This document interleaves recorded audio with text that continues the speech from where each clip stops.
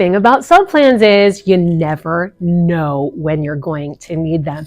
Here's an example. Standing in my classroom right now, I haven't been here in over a week. And trust me, when I left, I had no idea. It was pouring rain that day. The power went out while the kids were here in the afternoon. I was just feeling achy and tired, and it was getting really dark in my classroom. So I left after school. Got home and realized I was sick, and I wasn't able to come back to school for the rest of the week. Sometimes it's not you, sometimes it's your family.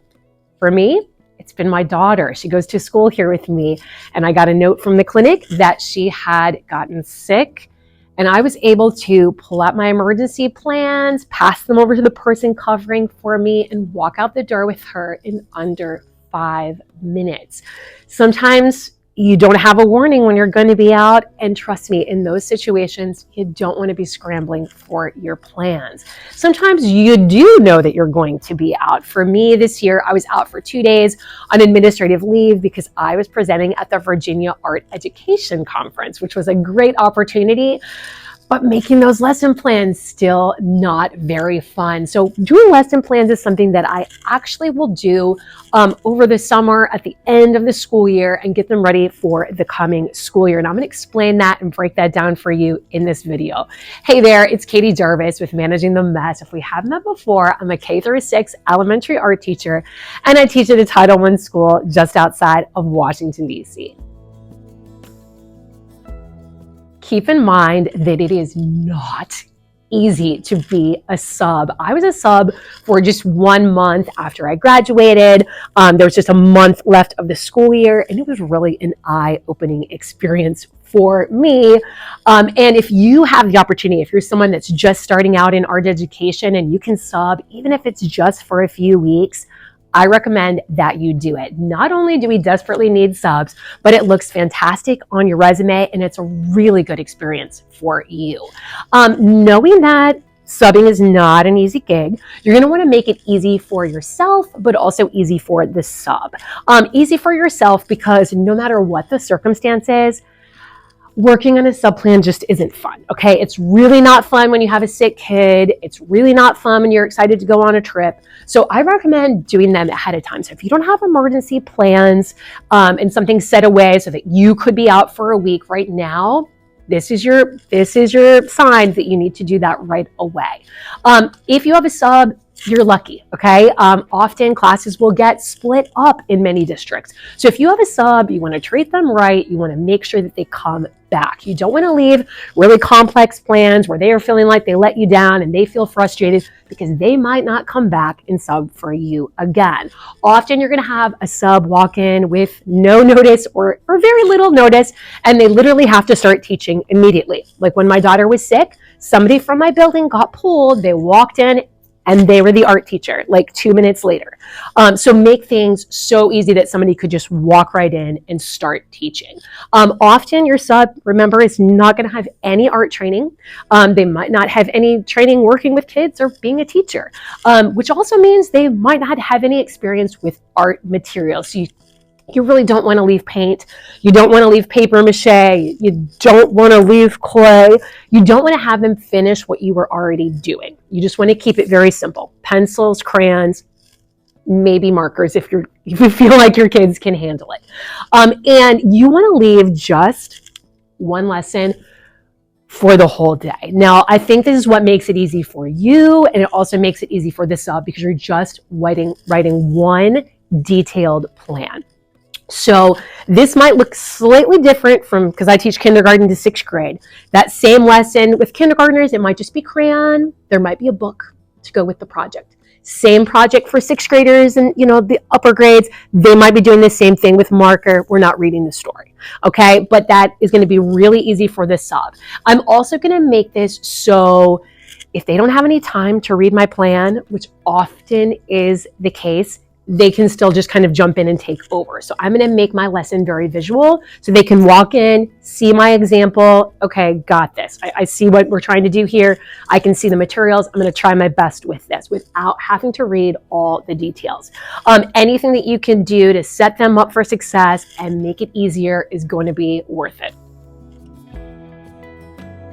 So I know a lot of teachers have an emergency like sub tub or like a box. For me, I have a drawer, and I also take a picture of this drawer on my phone so that I can send this picture to the office or my teaching buddies, and they can help the sub in an emergency situation locate where this drawer is in the room and help them to find it. Now, when they open up the drawer, they're greeted with the lesson plan. I'll go over that in just a second, but also it's super visual. If they didn't have time to read anything on here, they can see that we're making a dog. Now, this is a Brito dog.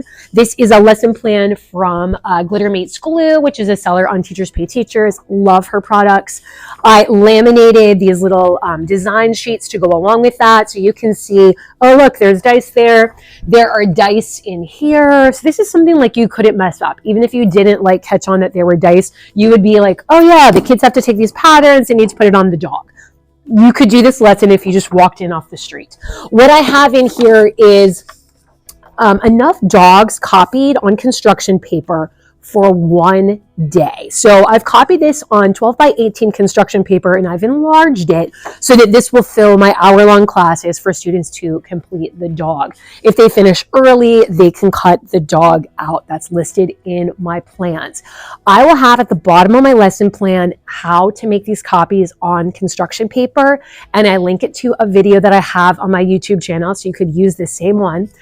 This could be how they copy and make things for the next day. So I also send this to my teaching buddies if they need to help the sub out, but then the sub will make copies for the sub that's coming the next day. Hopefully it's the same person taking over, but that way I don't have like 600 of these dogs in my drawer. I just have like 125 or so to get started, and then the sub can replenish things from there. So that's one example of an emergency plan. Kindergartners can do that all the way up to 6th graders. Like I said, with kindergartners, I might just stick with the crayons, no cutting, add a little story in. The older kids, markers. Another plan that I left when I was out for a VAEA, I don't know the seller on this, but I'll add it in later. It's just a simple color wheel. The kids really had a lot of fun with this. I just used markers and crayons and one of those little gold brads to hold it together. Another fun one that I've done with the younger kids, and this is an example of like, I would write out a lesson plan, but then I would also just go like bullet points, like super easy basics if someone had like 1 minute to read this. And I put in the book, My Many Colored Days by Dr. Seuss. And then there is a coloring activity for warm and cool colors. In there, there's also some laminated sheets showing what those warm and cool colors are, so they can just hang those resources up on the board. I think the most important thing is to always have an example, like I completed, this is what it should look like when they're done, so that they can share that with students. Another fun one that I had found somewhere, I don't know who to give this credit to, was an emoji drawing one. Again, I have the detailed plans, but I would just bullet point a couple of things. If somebody walked in at the last second and saw this, I have student facing directions so they can read what to do, and they basically just draw a bunch of emojis kind of like on top of each other. It's a great sub plan. Other places on Teachers Pay Teachers had a bunch of like emojis that I printed out so that they could kind of use those as inspiration for what they wanted to use on their papers. So that was kind of like a 3rd through 5th idea, the emojis, and then the little kids, the warm and cool. So that gives you some ideas of what an emergency plan might look like that could span a bunch of different grade levels. I'd leave the same type of thing if I knew I was going to be out. I bet you're wondering what is on the lesson plan. So the first thing I would do is thank the person for coming in and then give them my contact information. You're going to have some subs that just have like lots of burning questions, and you want them to know how, if they can, get a hold of you. So it could just be your school email address if you're going to make sure that you check that once or twice while you're out, or you could have them text you questions, whatever you prefer. If you're not able to be reached, or even just as a fail-safe, you want to let them know helpful people in your building. So if you have a music teacher close by that can check in on them, or PE PE teacher, let those people know, first of all, that you're going to be out so they can come in and make sure that the person is comfortable and they found everything that they need and help them with any issues that come up. You'll want to list things on your plan in time order. So you'll want to explain like what that sub should be doing when they arrive during that beginning of the day time. If they need to be sharpening pencils or they need to be passing out the papers, you want to list that. If you have any duties in the morning, you're going to want to have that listed. And then just kind of go through your day at what they should be doing at each time so that they can follow along. In addition to that, I would give them your schedule for the whole week, because you don't know necessarily what day you're going to be out if this is just in your emergency plan. Want to give them the week view of your schedule.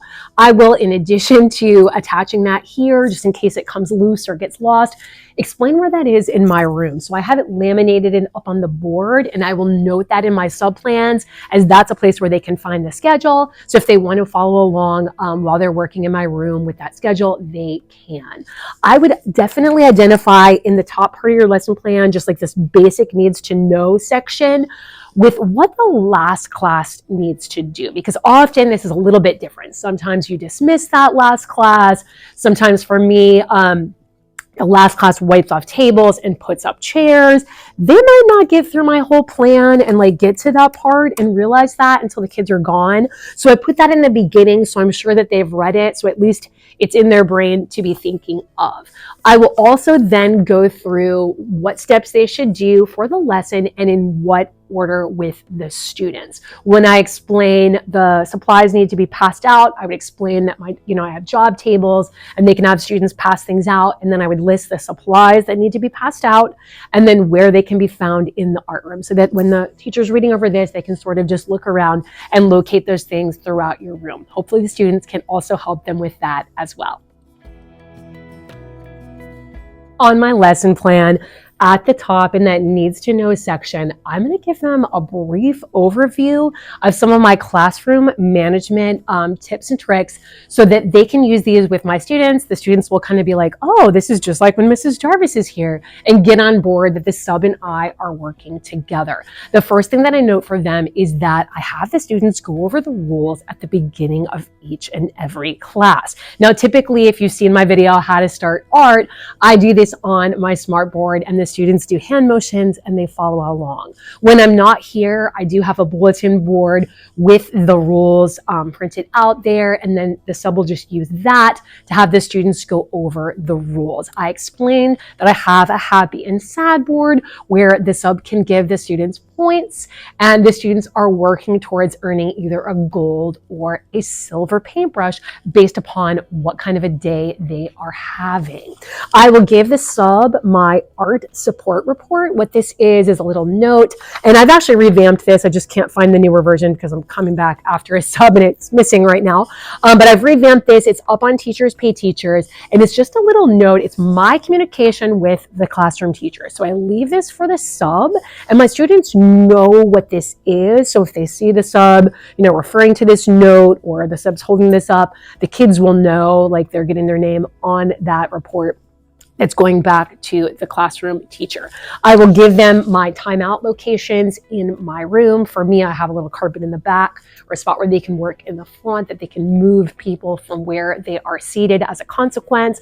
I'll also explain to the sub that if the class gets 3 frowns on that happy and sad board, that we have silent art, and I explain to them how that works. Another thing, just for safety, you'll want to make sure you go over with your sub is your bathroom policy. So you'll want to explain if they need to take a buddy with them, what bathroom they use, and kind of just generally what your bathroom policy rules are.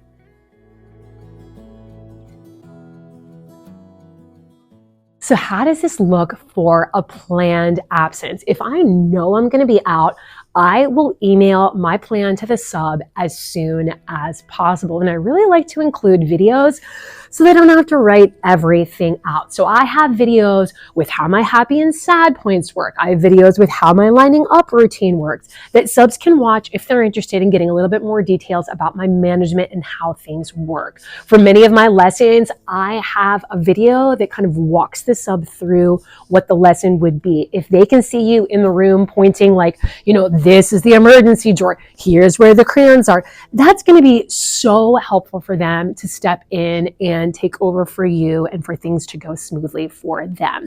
When you have a sub, you know they're going to be there. You don't want to have things tucked away in a drawer. You want to really lay things out so it's obvious. I've gone so far as to take construction paper, make it into like a giant tent, write sub plans in giant capital letters so that they could find that. Take a sticky note, stick it right where the doorknob is on the door, saying that the plans are on your desk so they can find them. Each individual thing I would label with a Post-it note, because what's a really hard thing about being a sub is there'll be something like reference sheet. And then like a sub will look through all your stuff and not really know what exactly it is that you're calling the reference sheet. So I would put a Post-it note on this reference sheet for students. I would put a Post-it note on this example, hang on board. I would put a reference Post-it on here, student papers, pass out. You have enough for all the classes today. More copies are needed for the next class. See plans. Just label the heck out of everything to make things easy for them and so that they know what is what. Be sure that you share what your rewards are. So if you have a class reward like I do with the gold and silver paintbrush, share that. If you can slide them some individual rewards, it does tend to make their day go a little bit smoother. So even if you're like me and you don't normally do that, I would still try to do this for a sub. If you have like little copying good notes, or if your school does like PBIS cash or something like that with your mascot or whatever, you would want to let your sub have those things. You can also give them stickers, Skittles, whatever you think would just make things a little bit more smooth for your sub. Now, having really good sub plans is super important. Having them done ahead of time is super important. So make sure you add that to your to-do list. And if you have a classroom that already runs smoothly, it makes it easy for a sub. Did you know that I have a whole classroom management for the art room playlist? I'm going to link that for you to watch next.